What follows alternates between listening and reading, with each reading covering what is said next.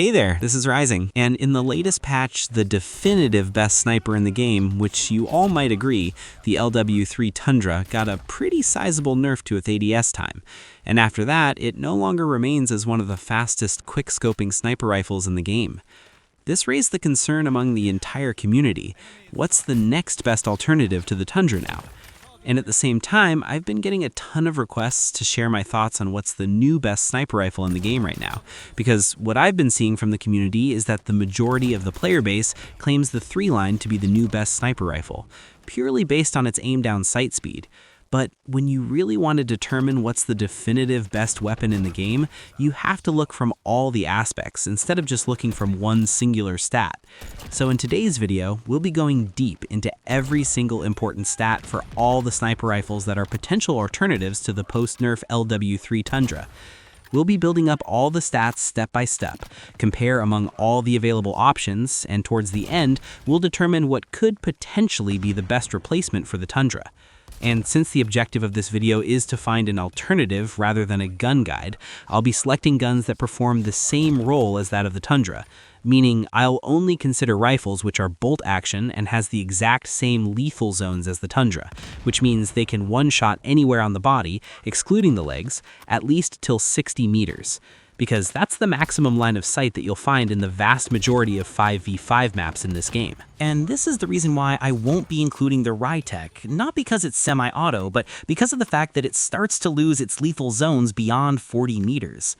Similar reasoning goes for the HDR, which has a one-shot zone anywhere on the body at any range, but at the cost of a much slower ADS time, which makes it play more like a passive sniper rifle rather than a quick-scoping one like the Tundra. But if you want me to go deeper into any of these, let me know down in the comments below. So once we impose these two restrictions, it leaves us with 5 potential candidates, which are the DLQ, Locus, Koshka, ZRG, and the 3-line rifle. And instead of going on a gun-by-gun basis, we're going to see how each stat affects a particular gun, and eventually build up from there. So the first stat we're going to look at is how fast they can fire their shots, or in other words, how long it takes them to fire their second shot once the first one is already fired, meaning their fire interval. And why this matters so much is because there are times when you'll often miss your first shot, and the faster the bolt is pulled, the faster you can fire your second shot. It also determines how fast you'll be able to challenge multiple enemies in succession. And by the way, the stats I'll be mentioning in this video are based on their optimal builds, because it's just pointless to compare the base stats of sniper rifles, unlike other weapon categories where we build up from scratch. And what we're seeing from here is that the Tundra remains as the fastest firing sniper rifle, even without the hammer-forged barrel, which was nerfed heavily a few seasons back. And the slowest firing rifle goes to the ZRG, which fires every 1.3 seconds, which is pretty slow if you're planning to rush with it. Next, we're going to look at their handling stats. And one of the most important stats with sniper rifles, in Call of Duty at least, is their aim-down sight time. And as you might have guessed, the fastest ADS time in the sniper rifle category goes to the 3-line rifle, which has a ridiculously fast ADS time at just 306 milliseconds. And unfortunately, the slowest ADS time goes to the DLQ, which was once recognized as the benchmark for quickscoping rifles, now gets outclassed by every other rifle in terms of ADS time at least. And since sniper rifles generally tend to kill in a single shot, your ADS time will be your effective time to kill for that rifle. So if you want to solely focus on your aim down sight speed, then the 3-line will arguably be the best rifle for that purpose. However, apart from ADS time, there's yet another stat that can contribute to our effective time to kill. This is our sprint to fire time. And the reason I use the word can is because there are certain ways to cancel that sprint to fire delay, which most of the experienced players tend to do. But since the vast majority of the player base consists of casual players, this stat is worth pointing out for them. And as we can see, the Tundra has the slowest sprint out time at 312 milliseconds, whereas the fastest sprint out time goes to the Koshka at just 189 milliseconds. This means if we add both the ADS and the sprint out time, we'll get our effective time to kill or our skirmish time to kill. And as a matter matter of fact, the Tundra now has the slowest skirmish time to kill at 679 milliseconds, or 41 frames at 60 FPS, which I bet is something that most of you didn't realize before. The fastest skirmish time to kill will still go to the 3-line rifle at 32 frames, followed by the Koshka and the ZRG. However, as I said earlier, this only applies to those who don't tend to cancel their sprint to fire delay. So whenever possible, you must try to cancel your sprint out delay in order to save a lot of valuable time that you can use in the game. Now, another key stat to be aware of is our swap times. How long does it take to swap to a pistol from your sniper rifle? And the baseline I use for my testing is the 1911. And how I like to calculate my swap time is how long it takes to drop your sniper rifle and fire the first shot from the pistol after swapping. And as we can see, the Tundra as well as the 3-line have the fastest swap time at 383 milliseconds, while the ZRG being the slowest at 433 milliseconds. The only reason why this stat is so important is that if you get a hit marker on a nearby enemy, it determines how quickly can you swap to your pistol and finish them off. Now, swap times may differ from pistol to pistol, but this comparison will give a general idea on which rifles can swap the fastest. Swap times also matter because many times you'll be running around with your secondary in hand, and you can get a rough idea on how fast you can swap back from that secondary weapon. And speaking on the same lines, next let's have a look on their movement speeds. And when it comes to our base movement speeds or our walking speeds, the Locus is the fastest at 4.49 meters per second, whereas the DLQ is the slowest at 4.15 meters per second.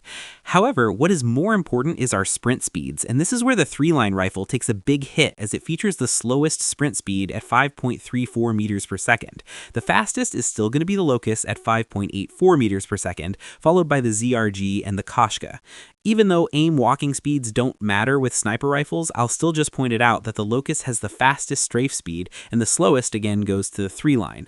Now, there's a common complaint that sprint speeds don't really matter on sniper rifles as long as you run with a secondary in hand, but I highly disagree to that, because if you combine the time it takes you to swap back to the sniper rifle, eliminate its sprint out time, and aim down your sight and shoot your first shot, the total time will often be much slower than the time to kill of the gun that the enemy is using.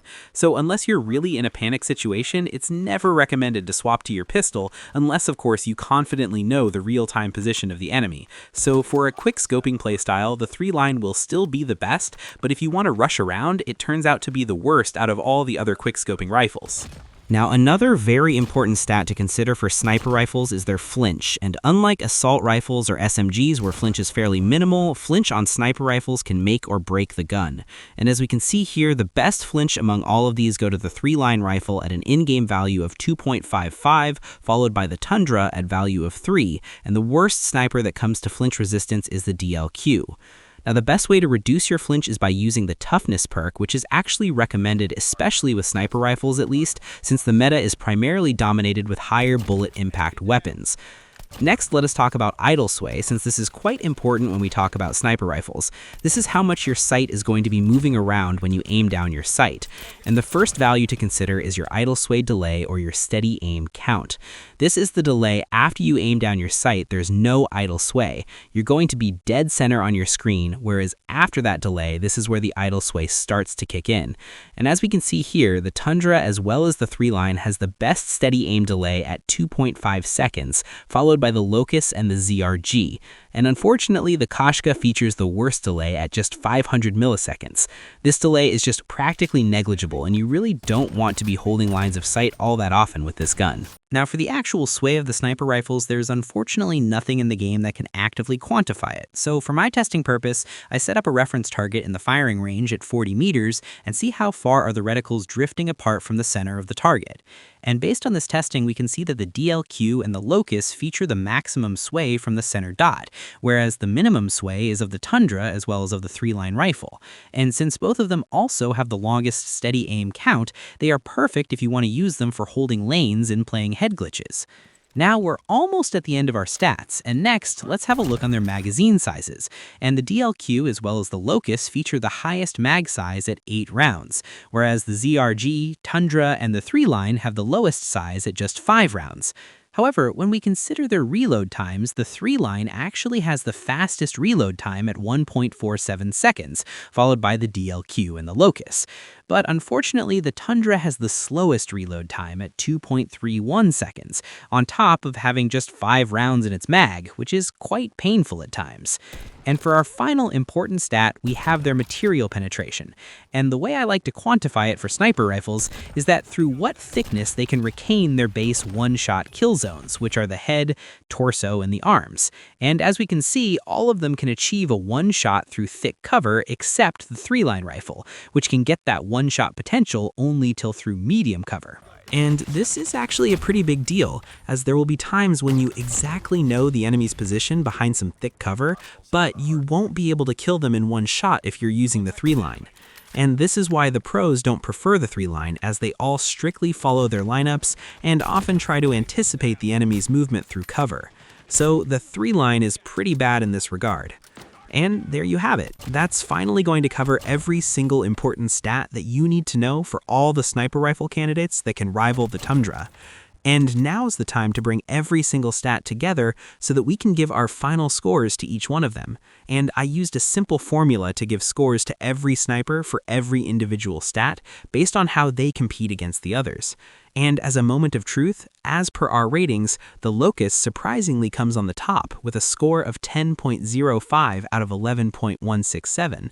That is a rating of 9 out of 10, followed by the Kashka and the 3-line with a rating of 8.7 and 8.6.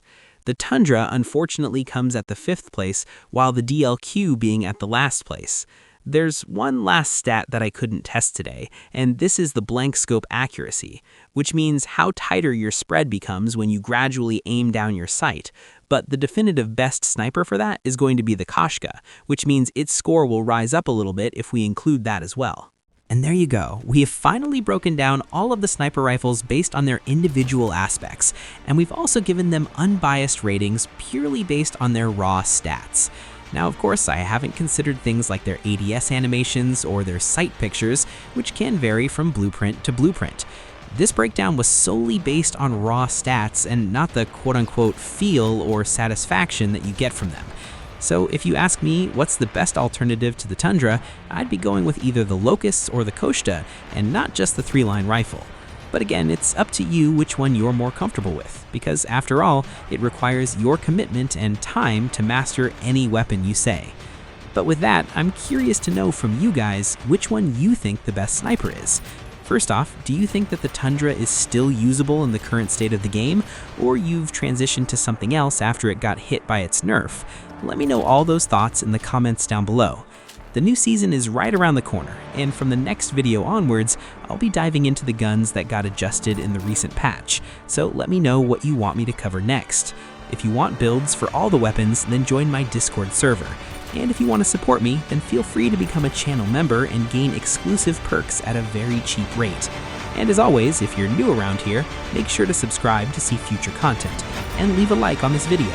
And I'll catch you guys on the next one.